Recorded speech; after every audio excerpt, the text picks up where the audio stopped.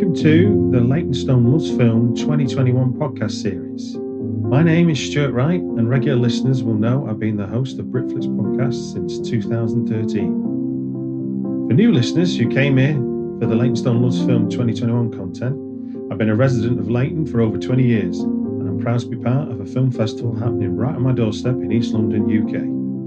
Leytonstone Loves Film 2021 is a free 4-day film festival and really has something for everyone of all ages who can make it to the birthplace of one of cinema's greats, Alfred Hitchcock. It runs from Wednesday 15th September to Sunday 19th September in outdoor and indoor venues along the Leytonstone High Road and across town. There'll be open-air film screenings in Langthorne Park and indoor events in Leytonstone Library, St John's Church, Phillybrook, Heathcote and Star, Nexus Centre, online and more. As well as films, there'll be talks, installations, trails and workshops. The Leytonstone Loves Film 2021 podcast series will be 10 podcasts in total. 9 are released on Friday 3rd of September. Each of those podcasts feature 3 or 4 preview interviews with the filmmakers and or film organisations taking part in the 4-day event. A 10th podcast will be released late September and will look back on highlights from Leytonstone Loves Film 2021. The show notes include the names of the guests and organisations featured in this episode, links to the main Leytonstone Loves Film 2021 website, as well as links to specific parts of the programme that feature in this episode. That includes the what, the where and the when. It just needs me to say, on with the interviews and enjoy this episode of the Leytonstone Loves Film 2021 podcast series.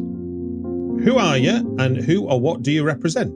So I'm EMMANUEL Lee. I'm a 19-year-old storyteller and filmmaker based in London, Waltham Forest, London.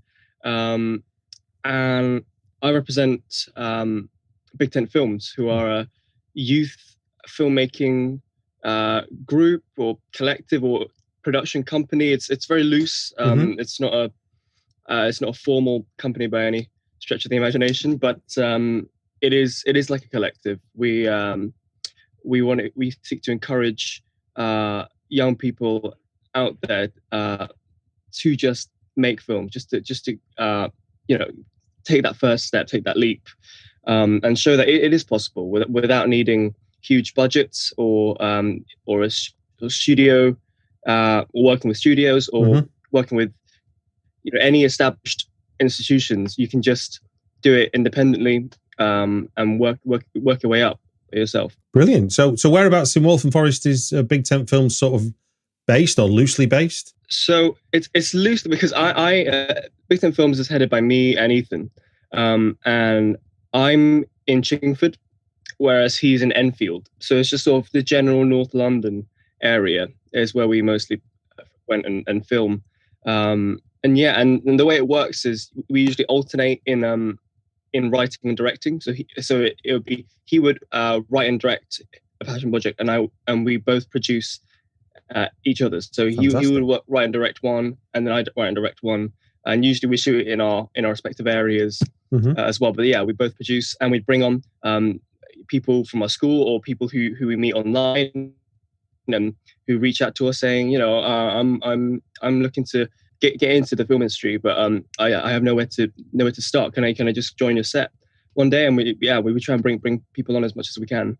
And what's the best way for people to contact you if they were get that itchy feeling that they want to start making films? Yeah, so it would be our email, bigtentfilms@gmail.com, or even better, our Instagram, just at Big Tent Films, and just shoot us a message and have a conversation. Is this your first Leytonstone Loves Film? Yeah, I mean, for the first one that we're holding an event for, we attended a couple of events at the Leytonstone Loves Film in 2019, because we knew Anthony and Sarah from Forest Film Club beforehand. This is quite exciting. So in that sense, then, what does Leytonstone Loves Film mean to you? Well, it means having a film scene in the community and nearby. And yeah, I mean, for me personally, I lived in Stoke Newington for most of my life growing up. but we moved to Waltham Forest just a few years ago. It was in Walthamstow and Waltham Forest that I found a community. I found a home, and so it is lovely to be able to engage in the culture here, to be able to see that there is so much culture going on, and yeah, just get involved with people and meet people with shared passions. So what are Big Tent Films going to be contributing to Leytonstone Loves Film this year? So we're holding a discussion, on I think it's called Beyond First Films, filmmaking, art and expression. Okay. So we see a lot of talks about making your first film or making your first no budget film. And we want to aim to talk about, like, once you've made your first film, where do you go from there? How do you develop your voice as an artist? How do you create work that is truly expressive of who you are and what you believe in? And I guess just talk about it from more of rather than a technical side, rather than or a business side of things. Just talk about the softer side of the emotional. The emotion that you put into your films, and how you can take your lived experiences and transfer that into stories that can really connect with people. Okay, that's interesting. So is it you and Ethan gonna sort of chair a discussion and it be open to the audience, or is it Yes, yeah. Oh, okay, yes, okay. So mainly be me and Ethan chairing a discussion. I think we might bring on a couple people who worked with in the past, because I think we will talk as well about how to develop a workflow, an fully independent workflow, and process, and regular collaborators. While I've got you then on the podcast, what would be your top 2 tips that people should always have in mind when they're embarking on a film?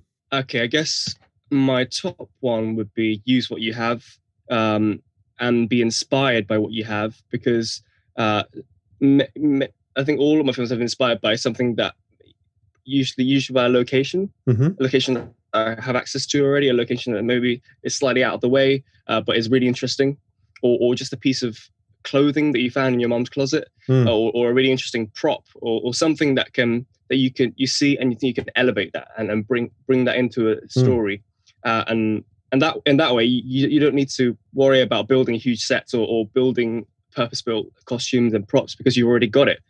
So be inspired by the things around you, and so you're able to use them. So that'd be my first one. My second one would be don't neglect sound. I think a lot of people say that, but yeah, sound is so important. It's like 80% of the image almost, and people can tolerate a bad image, but if the sound is bad, then it'd be hard to get people to sit through that. It's really interesting, isn't it, how we watch with our eyes, and it sounds like an oxymoron to even say it, but it's true, isn't it? It fills in the whole picture. It's interesting what you say about use what you have. I did a short film that we shot on, what's it called? Hollow Pond, just outside Leytonstone. Hollow Ponds, yes, yeah. Now we did it a few years ago. It was a plan B to shoot there, because originally we were going to shoot on a beach, which meant taking everyone to the seaside. And I said to the director, as the producer, I said, well, maybe we should take a look at this. We've got the water's edge, which is essentially the main part of the focus. And when we get there, sadly, there'd been a fire, so that all these trees were burnt and the ground was all like grey ash. And it looked like something off the set of Prometheus, not in Epping Forest. And we're like, we've got that. And suddenly we kind of rethought our thinking, and we shot it there. And it's like this amazing, and there's the amazing long shot where you've got dust kicking up. You've got dust kicking up from the floor, and it's so. You just couldn't have produced that yourself for any reasonable budget. No, not unless you got a hefty budget to fix with that. But yeah, no, I think sometimes the things that pop up and go wrong during the production are blessings in disguises. Because I think, for example, one of the film I just shot, we had a scene on Chingford Plains. And all the on the train to Chingford, I was telling everyone, this is a huge expanse of plain land that's all barren and empty. And then once we step out of the station, we see a huge bouncy slide just coming out of the horizon. And a pop-up fun fair has been erected all over the plains. So then we had to go even further in and found another spot of land that wasn't flat, actually, that was actually really kind of bumpy, hilly, overgrown, and that worked so much better for the film. It looked really wild and out there rather than just a plain, clean, neat field. I tell you what, that happens to the best of them. I had someone on my podcast talking about going to shoot a film in the Dominican Republic, and they'd seen all the location photographs of these idyllic white sands, and everyone was like, oh, we've got so much time, we can have a bit of a holiday, shoot the movie. Yeah. When they arrived at their paradise, a freak of nature had landed 6-foot-high piles of seaweed on this perfectly white beach, so it was no longer a white beach. Oh my God. So the week they thought they were going to be relaxing and just prepping a bit of kit, everyone had to get knee-deep in seaweed to get it off the beach so they could do the shoot. Oh my God. So happens to the best of them. Outside of the work that Big Tent Films are going to be doing at Leytonstone Loves Film, what aspect or event are you looking forward to the most? I guess I am just looking forward to it being in person. And I think Forest Film Club are coming back again. We've certainly missed that experience of just being able to watch films and talk film in a room with people, and be able to bounce ideas off each other and just be able to mingle with people. What's been out of interest? I've been doing a few interviews about research into COVID and film production and stuff, but also a lot of it comes down to personal well-being as much as does about the want or the need to make or watch films. So what's been some of your best coping tactics as a young person? I actually sort of made a film about it towards the beginning of lockdown that's been doing really well in festivals. It's called Music for the End of the World. Okay. And it's about this teenager who I made it as a sort of anti-lockdown film almost, because around that time you were seeing lots of really dark and serious and dramatic shorts come out about COVID, and that's we're living in that. We want something a bit more escapist, and so Music for the End of the World is about this teenager who decides to dance on the top of a gorgeous sunny hill while the world crumbles around him. So I'd say music has been a really great coping mechanism. Just be able to put headphones on and just lose myself in whatever I'm listening to, and nature as well. I'm not going into the city, so I can just go into the forest or climb a hill somewhere and just be alone with the thoughts. Really, you talked about mixing with people and stuff, but what is it about film and watching it with other people? The shared experience of that, essentially sitting in the dark sometimes with strangers. What is it about that experience that is sometimes so satisfying? Well, it's like with any kind of art form, especially one with an audience, it's be able to sit in a room with strangers and experience go through the same journey together, and laughing with them, crying with them. There's a great sense of unity there, and being able to connect with people who are strangers. We're being able to share an experience with people who you've never met before, who you may never meet again. But just for that one moment, for those 2 hours in the dark, you're dreaming together. After Leytonstone Loves Film, what next for Big Tent Films? Have you got any productions planned? Yeah. So we got some shorts planned for this year, for the summer, hopefully. And I think for me and Ethan, we're both just trying out something different. We're both doing micro shorts that are horror themed, more or less. And usually we do kind of comedies, dramas, all that more fast-paced things. But this time we're trying to go really dark and gloomy, just to change things up a bit. But yeah, I think beyond that, we're just going to see what comes. Really, just take it as it comes. The inspiration. Brilliant. Well, look, it just gives me to say thank you very much for giving us your time on the Britflicks podcast. Well, thank you very much, Stuart. You are listening to the Leytonstone Loves Film podcast series. Leytonstone Loves Film returns for a third year from the 15th to the 19th of September 2021. Across 4 days, Leytonstone in East London will be host to a variety of free events brought to you by local filmmakers and film organisations. Let's get back to the interviews. Who are you and who or what do you represent? My name is BANSAL. I'm an artist and a producer, and I'm based in Wolverhampton. My parents came here in the 1960s and been here ever since. And I started off with a degree in computer science, and then decided that computer science wasn't for me. Then did some volunteering at a radio station and decided that the creative industry was where I wanted to be. And over the years, I've done various different jobs and found myself now making my own art installations and films and going into gallery spaces.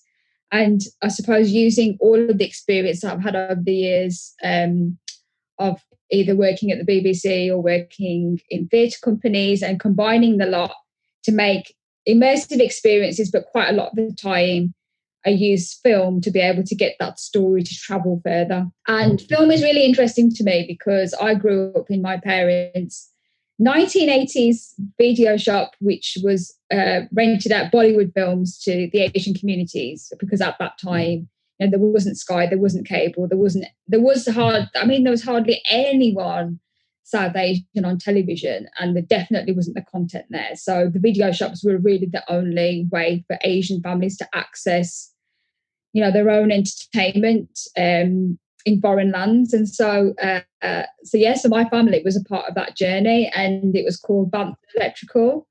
And the project that I brought to Leytonstone Loves Film Festival in the first year was called Jambo Cinema, and that was a recreation of my Kenyan Indian living room. And it had a video, a vintage television set, and the film that I made about me and my journey in this world, and my parents' video shop, and you know what entertainment was like for immigrant Asian communities during the 70s and 80s. That was recreated in Leytonstone Loves Film Festival in 2019. It's really interesting actually, because people would come in and it recreated the space in the library. Yeah. In the Octagon room, and people would come in and they were like, "Oh my God, do you live here?" It actually looked like a house. It looked like a living room. I was like, "No, I'm just here for the day. We set this up yesterday." And so, yeah. I think those I went to a museum in Trondheim up in Norway, which used the idea of living room through the decades as a way of bringing you into a time period and in terms of pop music. But so it was just like and it's just interesting how it works by you creating the context of when this music was being made. And obviously you reflected on your life. So it's sort of it's more biographical than that. But just that idea of walking into a space and it being showing the history as well as being you're listening to whatever is from that period was a really effective tool. Absolutely. It was just, you know, multisensory, and I think the reason why that project I liked it so much and people resonated with it as well is because it really enabled you to go into a different world in a different time, and also ask questions and be curious. And I think that's one of the things I like to do with my work. I like to open up dialogue, and I like people to get curious, because I think right now we're living in a world where sometimes people feel like, "Oh, can I ask this question? Is someone going to be offended?" Or, you know, that kind of thing. But I think that's what art's about. It's about opening up the doors to curiosity and saying, ask a question. And this is meant to spark discussion. Yeah. It's nothing if it's not a dialogue, is it? Exactly. So what does Leytonstone Love Film mean to you? I think it's a really interesting, well, I didn't realise this at the time, but, you know, I think it's a really important festival given its connection to Hitchcock and it being a place where he was born and raised, and obviously that's a name that's known around the world. His films are known around the world. And I just think it's just a really nice, interesting festival that really brings a lot of diversity, different stories and communities together through a love of film and connecting. And like we're talking about now, it brings out the possibility for being entertained but having discussions. Like, did you see that? Did you see that? What did you think about this? And that kind of thing. And that's what I love about creativity generally, is that, you know, the discussions that can be elicited from watching something that we have different perspectives, and we bring different perspectives to and gain something different from. Yeah, and I remember when I first started writing about artists when I was still living in Manchester, and I remember going to an event, and it was in someone's house. They basically changed that. They'd painted the walls of the house white, and they'd made that house a gallery. And I turned to the artist who put the event on. I said, "So, are you saying then it's basically an art preview is just like a house party?" He says, "Well, essentially, yeah, because if we didn't put the work on, then nobody would have come. So the happening itself is an extension of what we do. We can't control that, and that's what the fun part of it is. You know, you hope you're going to have some sort of reaction that's to the benefit of more than not, but." Yeah. Essentially, by doing something, you're a catalyst for something else that you don't necessarily write the rules for. You just set the ball rolling, as it were. That's great. That's great. They took over the house, though. That's fantastic. Well, you see, the thing is, when you think about it, it's just a very practical thing, because if you haven't got access to a gallery space, but you want to put on an art show, you just make it happen. Yeah, I think that's what I really admire about artists. They want to make it happen, and they find a way. Indeed. So in terms of making it happen, what are you going to be contributing to Leytonstone Loves Film this year? Well, this year it's going to be Asian Women and Cars, The Road to Independence, which is a short film that I made, which is really looking at the stories of the first generation of South Asian women who are now in their 60s, 70s and 80s, talking about driving.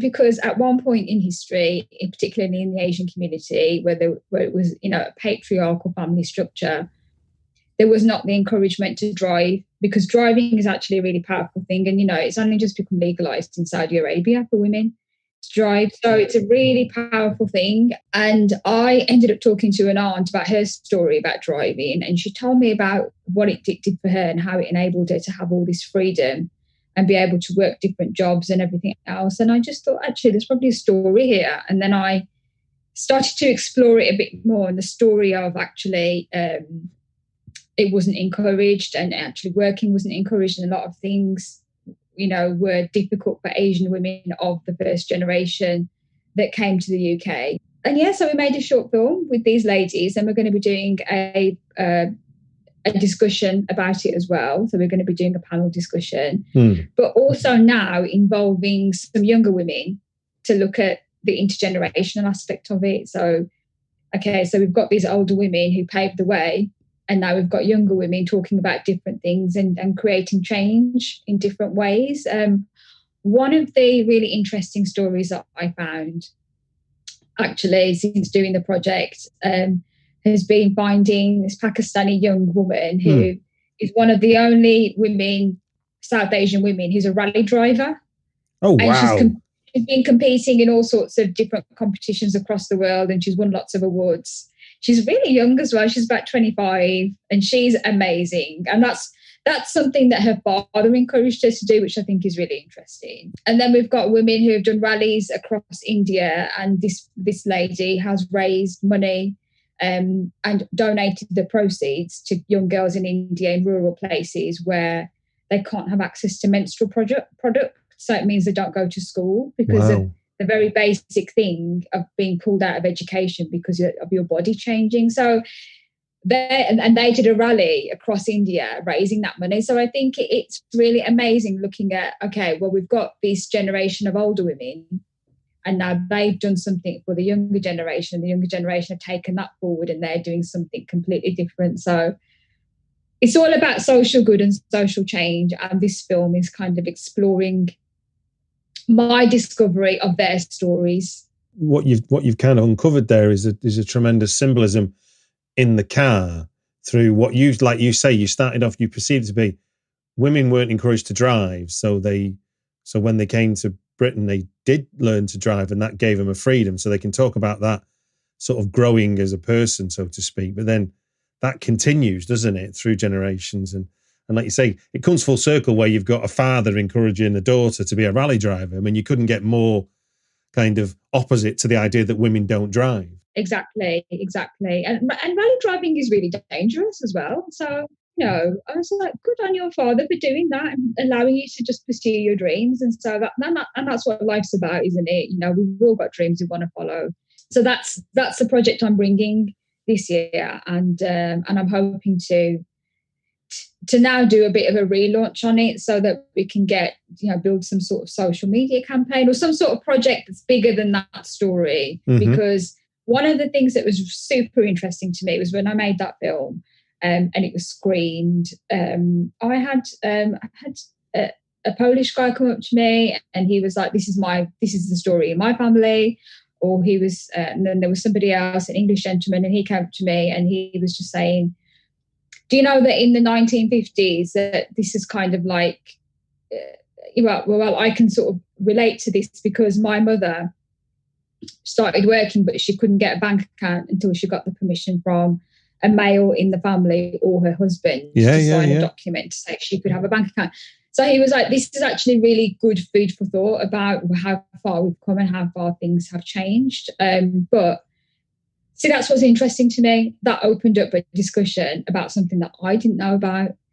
So, and this is what, the art, when you sort of tackle something which brings something to the light, to the surface, and we can all sort of talk about what our similarities are instead of the differences. There's nothing better than that kind of feeling of your work provoking somebody to contemplate how that reflects their life, even though they're not an 80-year-old woman who came from India in the 60s, and go, I can see the similarities in my life. And you're like, and that was never obviously your intention, but it may have been a hope or aspiration, but you couldn't expect it. And then to have that be a conversation that comes out of your work is a wonderful outcome, I think. Yeah. And it's such a simple thing as well. And I think a lot of people take driving for granted. And of course, there's the other side of it, which is, pollution and everything else that we've got with cars. But actually for women, it's quite important. And in this film, I also explore about what happens when you get older. Okay. And why is it important to drive when you become older? Because what happened with this generation of Asian women was that they really dedicated their lives to the family.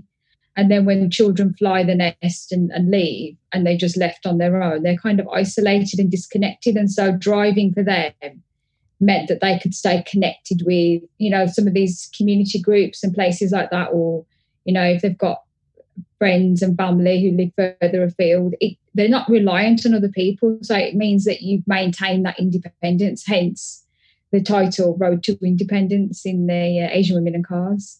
What aspect or specific event are you looking forward to at Leytonstone Loves Film this year? Well, I think it's a really interesting time that the festival's taking place because we're just coming out of lockdown. And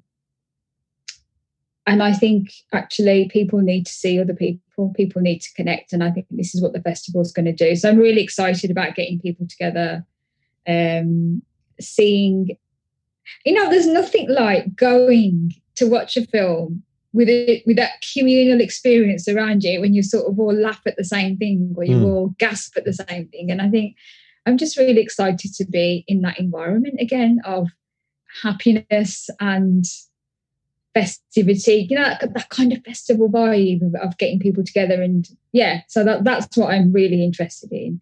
I mean, I've been shielding with my mom throughout this period, and it's been very, very lonely. It's been very isolating, and so it's brilliant to be getting back out there and seeing my work out there and having people engage with it, and seeing other people's work as well.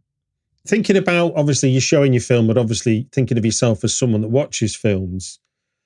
What is it about film as a shared experience that makes it work so well? When I was growing up, Sundays was more or less the family day. And that meant extended family coming over here to our house or was going there. And film was a central part of that. And, it might have been that at points we were all concentrating on watching it, and there were other points where people were talking and having conversations and that kind of thing. And I think that's what's really important about that shared experience. But, I explored this in my Jambo Cinema project, whereby I was talking about that was a moment in time in history where we actually sat down together. There weren't, iPads and phones and all that kind of stuff. And there was Sunday trading, which meant that you had to switch off to some degree. Yeah. I remember it. I remember. And I still think that's really important actually in society, that we remember that we don't have to be switched on all the time. That means mentally and technologically, we can switch off and we can have downtime. But I think for me, that communal experience is that connection between us. And it's not about all of us being in different rooms in the same house. It's about watching the same thing and reconnecting. Actually, a good example of that for me, anyway, is Gogglebox. Right. You're only watching Gogglebox and they're all watching the same thing and they're all in their own homes, but they're reacting to the same thing. It's a bit like that for me. And I think that's fabulous. I love it. I mean, I remember going to the video shop, even when I was a student, and there was this sort of like this conference in the middle of the video shop. Okay, what are we going to get? What are you in the mood for today? Okay, I want to watch this. Well, I don't want to watch that. And why don't we try this? And sometimes you were forced to watch something that was not your cup of tea, but it meant that you were taken outside your comfort zone a little bit. So I think for me, those communal experiences mean a sense of community and connection. Outside of the festival, how can people find you if they're listening to this and maybe they're from outside of Waltham or even outside of Britain? I'm on all the social networks under my name, DAWINDER BANSAL, so that Instagram, Twitter and Facebook. And I've got a website as well, so dawinderbansal.com, so people can find me there as well. Brilliant. Well, I'll put a link in the show notes. People can click on that, no trouble. It just gives me to say thank you very much for giving your time on the Britflicks podcast. Thank you very much, Stuart. You are listening to the Leytonstone Loves Film podcast series. Leytonstone Loves Film returns for a third year from the 15th to the 19th of September 2021. Across 4 days, Leytonstone in East London will be host to a variety of free events brought to you by local filmmakers and film organisations. Let's get back to the interviews. Who are you and who or what do you represent? So I'm Vera. And I'm Natalia. And we run Last Frame Film Club, which is a film club that started in Walthamstow back in 2017 with the help of Waltham Forest Council with some arts funding from them. And we started showing mostly social documentaries because that was our background, documentary cinema. We were showcasing films in local venues, mostly Centre 17 in Walthamstow near the High Street. Know it well. And a couple of other and a couple of other venues. We did a screening in Pillars Brewery. That was really cool. And so we just wanted to showcase cinema that was harder to find, that we felt very passionate about, and make that affordable for local people to come along, make them feel comfortable. So anyone from any background, any age could come and find something that would suit them. And that was our aim, really. And we also run workshops, like filmmaking workshops, nailing sound production. I also help kind of like local filmmakers that are starting to kind of like get a better grasp of filmmaking, and industry professionals came to like deliver those workshops in production, sound and documentary filmmaking as well. What documentaries have you shown that you've been particularly proud of getting hold of? I think the first one, our official opening screening, was 5 Broken Cameras.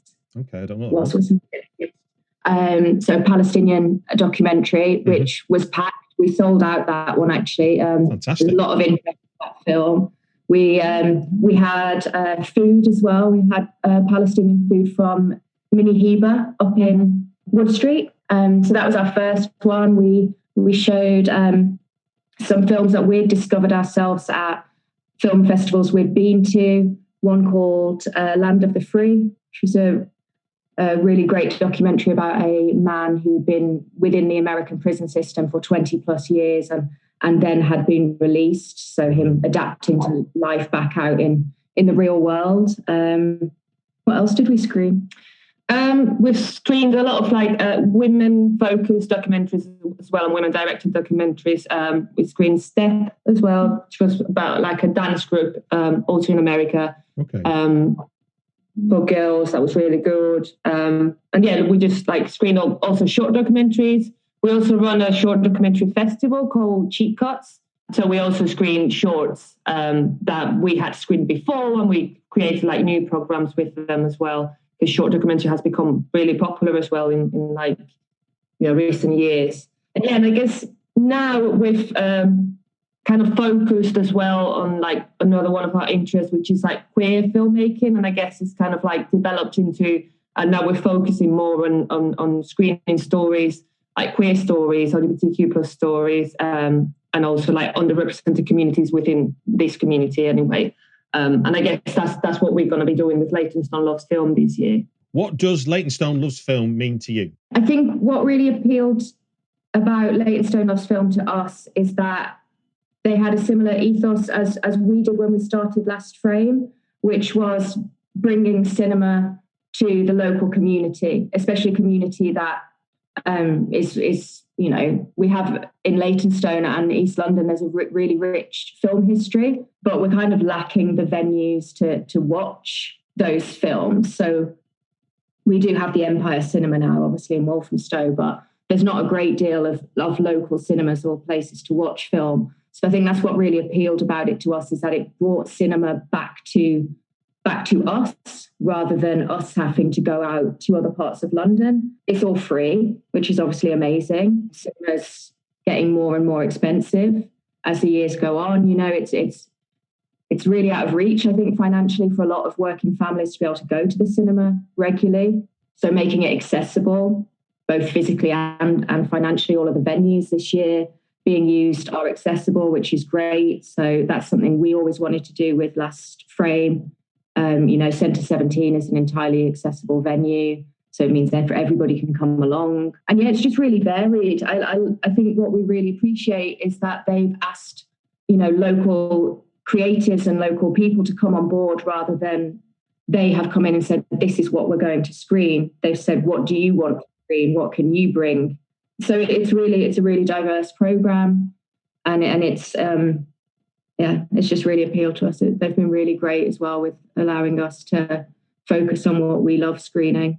Yeah, I think mainly for me that Leytonstone Loves Film has provided a platform not only for, you know, like for the community to come and watch films, but also for the local creatives to kind of like explore other things, like try new programs and kind of like come together as well. I think we've built quite a community of like film programmers and filmmakers and things like that. And I think that's great that it has been able to create that community of local creatives where we can all get involved and we can all just collaborate with each other and have the freedom as well to program what we want to program. What will you be contributing to Leytonstone Loves Film? So this year we have 2 events. We are hosting on the Saturday evening in the library. We are running our Queer Film Fest. Mm-hmm.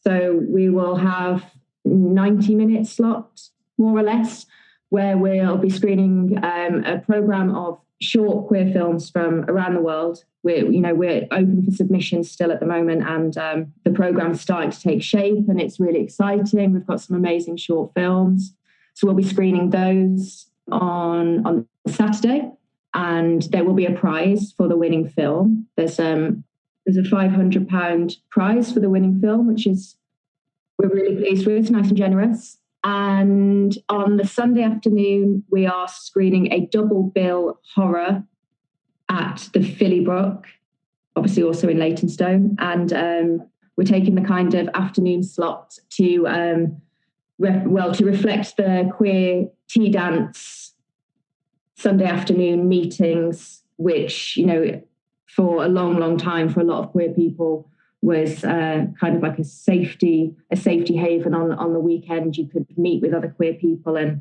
listen to music or dance and be together and kind of just enjoy your last moment of, you know, being yourself before going back to the real world during the week. We're working with Radiant Circus to bring that, and we're screening 2 horror films, 2 full feature-length horror films. We're very excited. We all 3 of us really love horror, so it's really fun to be able to do it. Yeah, we're screening The Hunger, and we're screening A Girl Walks Home Alone at Night. It's an Iranian vampire film, so they're both vampire films, and it's called By Night. Outside of your own contribution, what aspects of a specific event are you looking forward to at Leytonstone Loves Film? Well, I think we're all looking forward to like going back into like watching films together, community, like kind of like the film festival vibe, and just be together and share experiences. Like that's the first thing we're all looking forward to, I guess. I'm always like we also admire what New Lab from Women Over 50 do, and we've been collaborating with her as well for a long time. So we're always excited to see what she's gonna put together for the festival. And there's also a lot of new people that have joined the project that we've now worked with them in the past. So we're just also looking forward to see what they bring to the festival. Yeah, obviously we're also really excited about what Radiant Circus are going to be doing, because they're friends of ours and we've worked with them quite a lot over the last few years. So we have our event with Richard from Radiant Circus, and he's also hosting another event for Leytonstone Loves Film, which we're really looking forward to. But I think, yeah, like you said, it's just about being back together and catching up with people and seeing what people are putting on. And I think there's lots of new venues this year as well, which we're also looking forward to seeing. I think the plan for us is to just go along for the whole thing and try and attend what we can. What is it about film that makes it so much better? And this is my opinion, but you may agree or disagree. As a shared experience? I think cinema and theatre was always supposed to be a shared experience. And we actually did a talk with We Are Parable and Radiant Circus a few months ago now, where we were discussing exactly this topic. You know, why has cinema become something that we now think, that has to be a silent event when you're on your own and nobody makes any noise and it's very cold and very serious. And we all agreed that the best part of watching films is having a shared experience and seeing people's reactions and hearing people's reactions and having people to talk to about the film. I just think that's really important. I think, when you watch a film that you really love, the first thing you do when you finish watching it is tell someone. You tell someone to go and watch it, or you then watch it with them, and then you keep looking at them to see how they're reacting to this film. I think it just changes the experience of watching a film entirely. Mm-hmm. Yeah, and I guess from a programmer's point of view, our festivals have always had a lot of interaction with the audience, and I think that's something we've really enjoyed, that people are clapping at the film, so people are just laughing at the film. And I think that kind of shared experience as well as a programmer, knowing what the audience are thinking about the film, so how you've put the program together and things like that, I think that makes it a lot better. We've done a lot of online programming during lockdown and during these months. And whilst we've really enjoyed it, because we've been able to reach like a wider audience, like people in, like the States have joined our events, or from Spain or things like that. But I guess, that shared experience when you're typing online, it's just not the same. Like, even if we've been able to create that space and people were interacting, it's just it's missing something. And I guess it's just like that contact, like physical contact, just speaking and going to the pub for a drink and just, speaking about the film and like staying there for hours. And I think it just makes it a lot better. For maybe a younger audience that might have tuned into this, in your experience as programmers, how do you keep your critical faculties? In terms of, you see so many films and there's the pressure to have so many films to program, but also you've got your own quality control or your own idea of what you perceive your kind of shows to be. How do you maintain that kind of balance when you're sort of, because you've got to say no to stuff as well as be excited about stuff you like? I think one of the things with some of our projects is when, because we've had freedom to program what we want, and sometimes I guess when you're a super established big festival, you have a line of programming that you can't really, that's what you have to program because that's what people are expecting, or that's what industry professionals are expecting, and you have to keep that balance. was I think mainly the online stuff that we've been doing. Have complete freedom to just program. Like, these might not be the best film, but I think it's really enjoyable. People, would interact with it, and then afterwards we can put on at the film. And I think that freedom is what gives us like. I don't know what I'm trying to say. I guess like that freedom is what we enjoy about programming films, because we don't need to like cater towards the industry, and we're just focusing on our audiences. And I guess that's how we keep the balance of this is a good film, but it might not be for the audience because it might be, breaking the program together. So we're going to choose this other film that is more entertaining. And we just, think it works better in the program. No, I think it's also allowing for personal taste and knowing just because maybe I don't enjoy something doesn't mean it's a bad film. So, I'll be able to look at something and say, this isn't for me. Somebody else needs to watch it, because I don't want to reject a film just because it's not personally my taste. So I think it's good to have a balance within the team for Last Frame and for Cheap Cuts, our other festival. We always make sure there are several people watching the film with different tastes and different preferences, so that you're always getting diversity. Yeah, and I guess we all have kind of like something to say. It's not just we have a group of volunteers, but then the ultimate decision comes to us. It's more like, okay, let's discuss about this.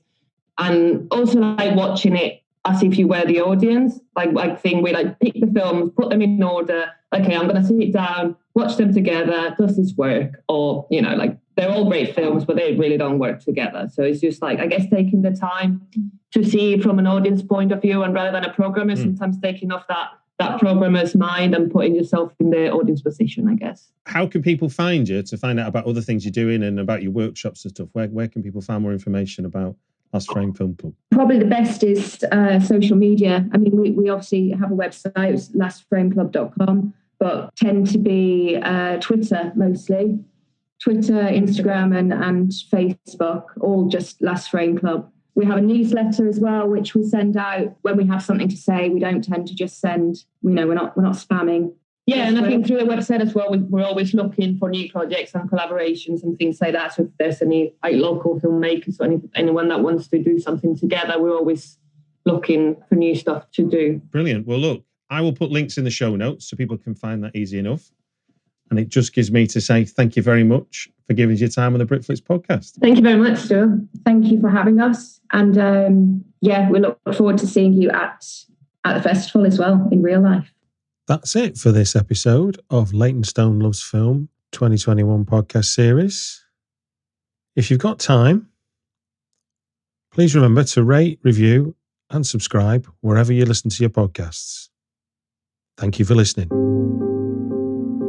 Leytonstone Loves Film is produced by the Barbican in partnership with local residents and organisations and is commissioned by the London Borough of Waltham Forest, supported by Arts Council England.